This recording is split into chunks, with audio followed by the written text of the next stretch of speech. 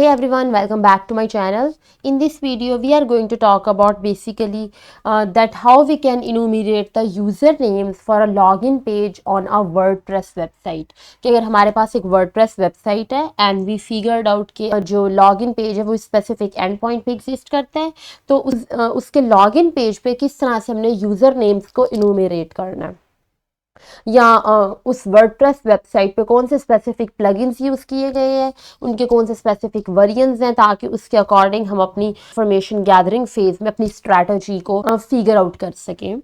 So I have open my OWASP BWA and as you can see मेरे पास यहाँ पे मल्टीपल वेबसाइट्स हैं एंड यहाँ पे मेरे पास कुछ ओल्ड वेरिएंट्स हैं रियल एप्लीकेशंस के and we are going to get into this WordPress.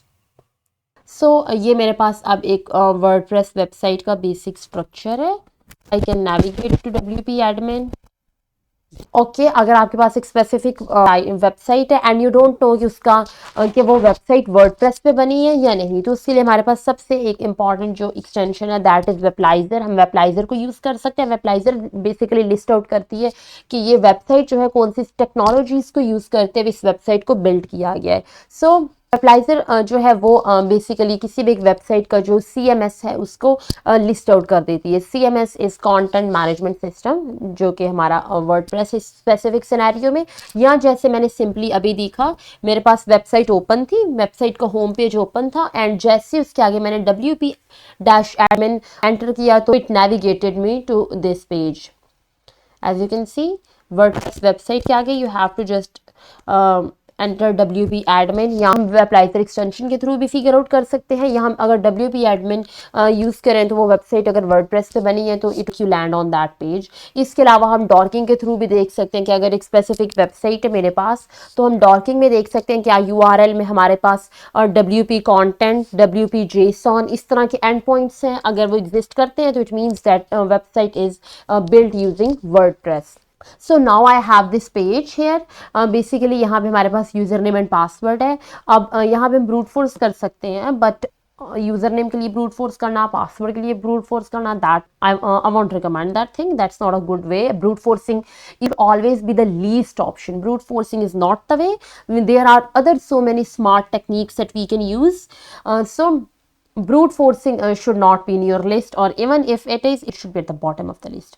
Even bug hunting के दौरान brute forcing doesn't stand a chance. अगर किसी वेबसाइट पे किसी भी प्लेटफॉर्म पे आप रिपोर्ट भी करते हैं, वर्डप्रेस यूजर नेम्स आपने इनूमरेट कर लिए हैं या आपने ब्रूट फोर्सिंग की है इस चीज़ पे, तो that would not be considered a valid report. WordPress user names को इनूमरेट करना या ब्रूट फोर्स करना, that is out of scope. But on this scenario here, we are just talking on a general case. We are just going to see it at a surface level. हम just एक scenario को देखने जा रहे हैं. अब हमारे पास मेरे पास एक पेज है एंड आई डोंट नो कि कौन से प्लगइन्स यूज़ किए गए हैं, कौन सी थीम्स यूज़ की गई हैं, ताकि उसके अकॉर्डिंग हम देख सकें कि हमने किस चीज़ को लेके आगे चलना है या यूज़र नेम्स कौन कौन से हैं. So for that we have a very amazing tool that is WP Scan. WP Scan को यूज़ करते हुए हम बेसिकली देख सकते हैं हमारे जो वेबसाइट है हम उसको एनालाइज कर सकते हैं. सो फॉर दैट हमने फ्लैग देना -URL and after that you can just enter this thing here.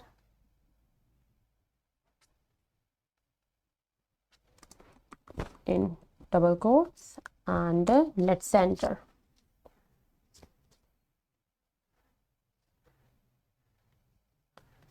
Okay, as you can see it started showing results. यहाँ पे सबसे पहले हमारे पास कुछ हेडर्स का सेक्शन है जिसमें हमारे पास सर्वर मेंशन किया गया that it is using Apache 2214. इसके अलावा हमारे पास PHP का वर्जन है, हमारे पास yes 532.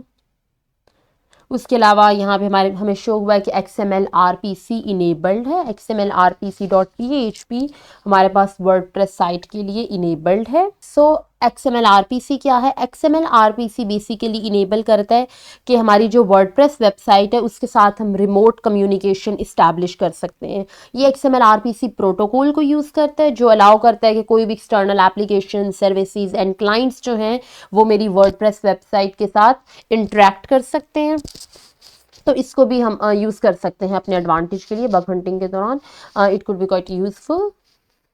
Next we have this readme.html page है, वर्डप्रेस, ओके वर्डप्रेस वेरिएंट यहाँ पे स्पेसिफाई किया गया है। इसके अलावा वर्डप्रेस थीम हमारे पास है, डिफॉल्ट थीम दैट इज, अब यहाँ पे ये वार्निंग भी दे रहा है कि जो वेरिएंट है that is out of date, क्योंकि हमारा जो लेटेस्ट वेरिएंट है दैट इज 172। उसके अलावा हमारे पास माई गैलरी प्लगइन भी यूज़ किया गया है। ओके इस स्पेसिफिक सिनेरियो में एक ही स्पेसिफाई किया गया प्लगइन। इसके अलावा हमारे पास समटाइम्स बाकी दूसरे वेबसाइट के केसेस में कई कई दूसरे प्लगइन्स भी आइडेंटिफाई हो सकते हैं, लाइक वू कॉमर्स है, वो अगर यूज़ किया गया तो उसको स्पेसिफाई किया जा सकता है एंड देन वू कॉमर्स का वेरिएंट, या सिमिलरली अगर कोई और प्लगइन यूज़ किया गया तो वो उसकी लोकेशन कि वो किस एंड पॉइंट में एग्जिस्ट करता है एंड उसका कौन सा वेरिएंट हमारे पास यूज़ हुआ है। Now as you can see, इसके अलावा हमारे पास और यहाँ पे कोई ऑप्शन नहीं है, जस्ट हमने जस्ट यूआरएल दिया था एंड उसके अकॉर्डिंग हमें ये बेसिक इन्फॉर्मेशन शो हुई है। Now if I want to search for something else, I want to see some other interesting findings, उसके लिए what we can do, first of all navigate to help page. As you can see यहाँ पे हमारे पास कई interesting flags हैं। हमारे पास आउटपुट फाइल, हमें आउटपुट किस फॉर्मेट में सेव करना है, डिटेक्शन मोड इसका, पैसिव अग्रेसिव और मिक्स, यूजर एजेंट स्पेसिफाई करना है। बट ओके यहाँ पे हमारे काम की जो चीज़ है that is this enumerate tag, this enumerate flag. Enumerate flag क्या करता है, दैट इज बेसिकली कि हमने जो हमारी वर्डप्रेस वेबसाइट है उसको हमने इनूमरेट करना है फॉर व्हाट, वल्नरेबल प्लगइन्स को इनूमरेट हमने करना है, AP ऑल प्लगइन्स को करना है, वल्नरेबल थीम्स को करना है, ऑल थीम्स को करना है, बैकअप्स को हमने देखना है, हमने DB एक्सपोर्ट करवाना है उसकी डेटाबेस को, या हमने यूजर नेम्स को इनूमरेट करना है। Okay, I'll leave that up to you. You can try all of these options one by one. But in this specific situation here, we are going to see a username. We are going to see कि specific page पे यहाँ पे हमारे पास कौन कौन से user names exist करते हैं, कौन कौन से यूज़र नेम्स रजिस्टर्ड हैं, सो दैट उसके अकॉर्डिंग हम देख सकें कि हम किस तरह से उसको अपने नेक्स्ट फेज में लेके जा सकते हैं। So that's the same URL, but this time I'm adding the enumerate flag along with you, that I want to enumerate this application for usernames. Now let's see if we get any username registered on this specific page. WordPress variant, WordPress readme, XML RPC, same information is being shown here.